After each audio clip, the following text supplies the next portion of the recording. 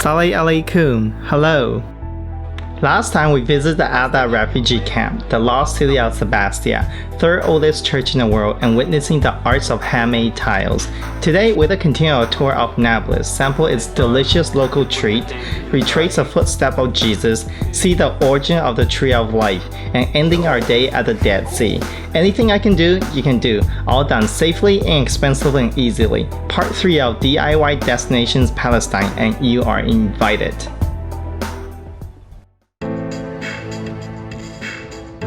We are so fortunate to live in a small world with so many cultures, so much beauty, and so much diversity. The world waits for no one, and it's up to each of us to discover its magnificent destinations. Nablus is famous for its cassia soap and is only produced here. Yes, you are welcome.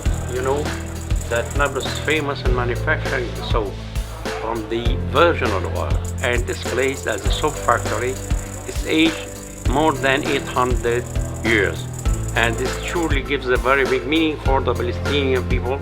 Sometimes a very big income for the area from these kinds of industry. What's making Arabic coffee special is the cardamom they put in. You can see like the cardamom seeds over here, which is giving more aromatic flavor. That's crushed cardamom already. Saudi Arabia. How's it going? Very good. Wow. After walking all day, I was hungry, and I mean it. So it was time to taste some of the local specialties. My favorite, the cheap street food.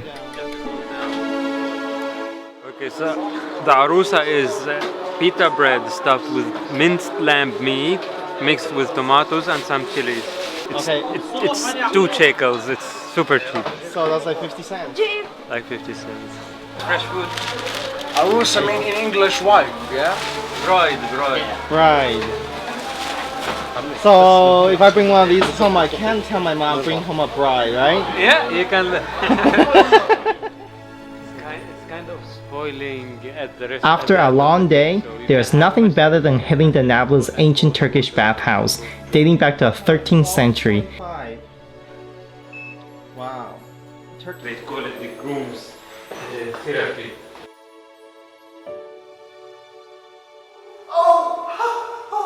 Okay. They even have something called groom therapy, which I definitely need. It's very affordable at a cost of $10.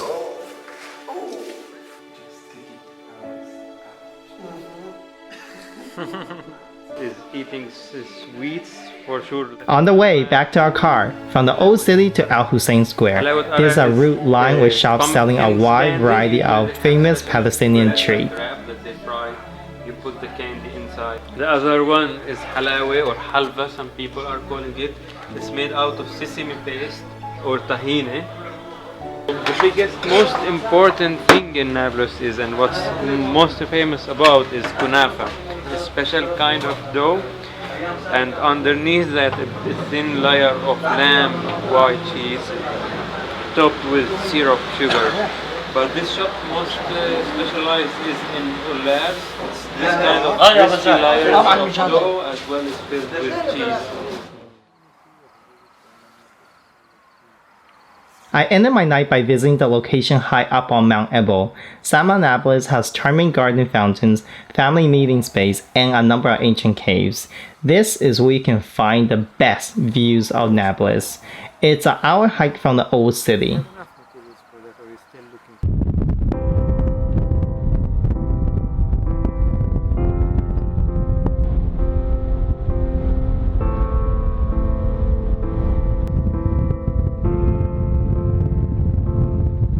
Next day, I decided to visit St. George Monastery in Wadi Qelt to retrace the footsteps of Jesus to Jericho.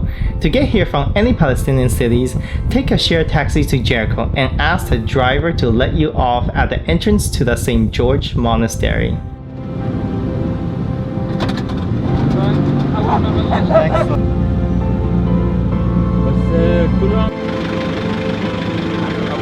Now there is traffic issues sometimes, and as you can see here, The problem is not cars, but we're sheeps. Let's just hope this clear up soon.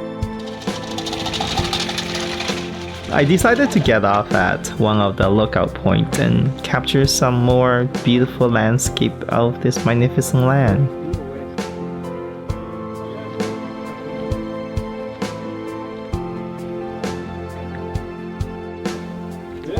As you can see, over there is, in the green is Jerusalem, and over here is Judean desert, and this is actually Jordan Valley. So right now we are going to hike to Jericho, which is on the other side, through the monastery. So with that being said, let's get going. In order to follow like Jesus' footsteps, and this monastery has been built here from old times. It started maybe with just a small chamber in the caves, in the cliffs, where monks used to come and like meditate. This 16th century cliff-hanging complex is a rare structure in Palestine. It consists of an ancient chapel and gardens, and is currently inhabited by the Eastern Orthodox monks. The St. George Orthodox Monastery was built in 480 AD. The Persians destroyed it in 614 AD, and the monastery became more or less abandoned after the Persians swept through the valley. Apparently, the location was visited by Elijah when he was en route to Sinai Peninsula. His wife Anne was infertile, and he supposedly wept here when the angel announced him the news of Mary's conception. Oh my God. So I'm on my way to hike to Jericho on this called the Jesus Trail. This is the road that led to Jericho that Jesus took 2015 years ago. The only problem right now is, once again, we have congestion, traffic congestion. The problem is not humans or cars, but these little creatures. The hike is about 2 hours. Make sure to bring sunscreen and comfortable hiking boots. Beware of rain in winter months. If it's raining or has rained in the previous 48 hours, the stream can overflow and the slippery path may prevent you from hiking.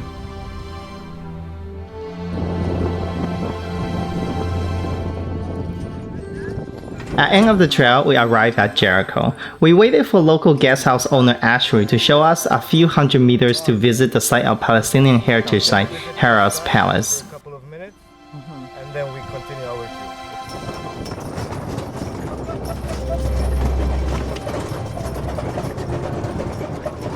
The King of the Jews is going to be born.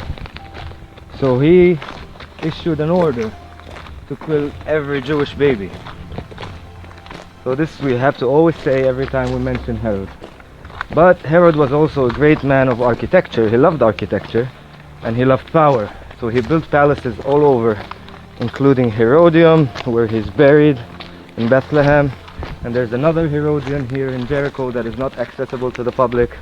And this is the Herods Palace. It's basically his winter palace. So the city wasn't actually there. The city center was here. So this was Jericho during Herod's time and before and after. And like many other palaces that were built in Roman times, there are aqueducts, there are Roman baths, there are markets, there are chambers and villas and rooms. The water channel coming this way, the aqueducts were probably filling these two reservoirs. Despite its value, its historical and archaeological value, Palestinians are not allowed to excavate it, to make diggings and archaeological research or preserve the site, which is really sad. And the reason this is so is because we are in Area C and Palestinians do not have direct authority over this piece of land, although we are still in Jericho and all the families and all the communities around us are Palestinians.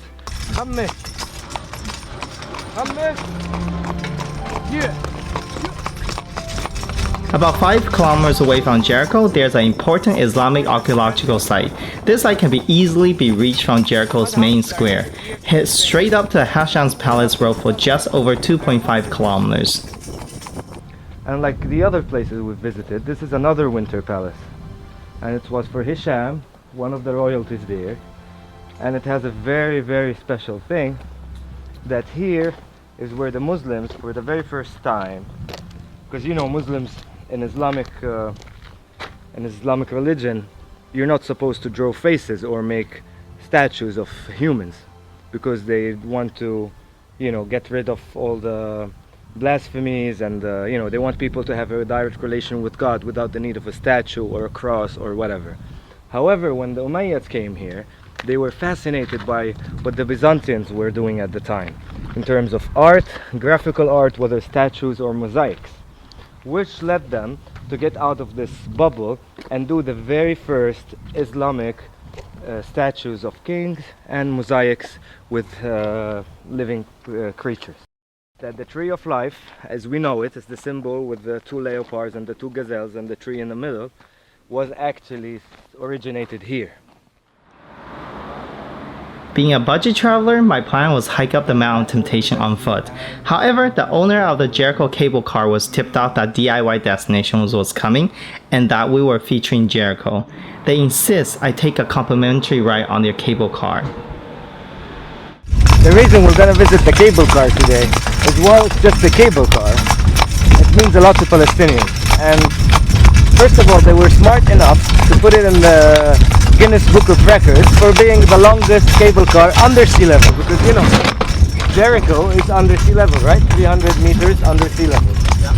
So the way they got to Guinness Book of Records was by putting this last part at the end of the sentence under sea level, and this got them in the book. But the actual value for the community is that other than being a big business that employs a lot of people, it's also a symbol, because Palestinians, many years under occupation, have never actually managed to have the state of mind to think about building these kind of structures. And luckily, a local family was entrepreneurial enough to see the potential for this and an importance, and the cable car in Jericho became like a big thing. When you say Jericho, you say Jericho Cable Car, you know?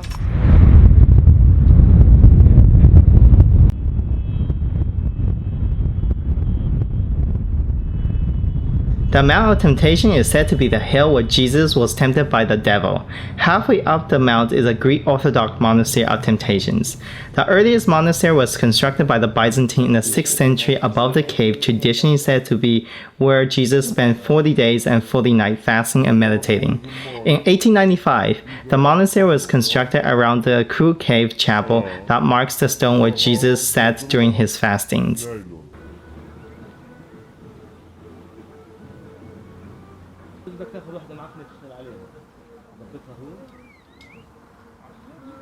يلا هنا مستناك هناك سلام باي. One of the magnificent must-see places near Jericho is the Dead Sea. Only 10 kilometers away is a lookout point near the Israeli settlement of Mitbi Shalom, accessible by taxi. There's a private mineral beach inside the settlement, and despite being offered a free entrance fee, our program will not enter any paid establishments in the occupied Palestinian territory that are considered illegal in accordance to international law. We maintain a position that the money should go to the Palestinian people along with these land and natural resources when so many Palestinians are suffering from high unemployment, poverty, and lack of access to education and clean water. We will not willing to break our commitment to promoting responsible tourism. Israel and Palestine have both proclaimed Jerusalem as its capital, and given the special status, I created a separate episode featuring the best of what it has to offer. So, make sure to check out that episode too.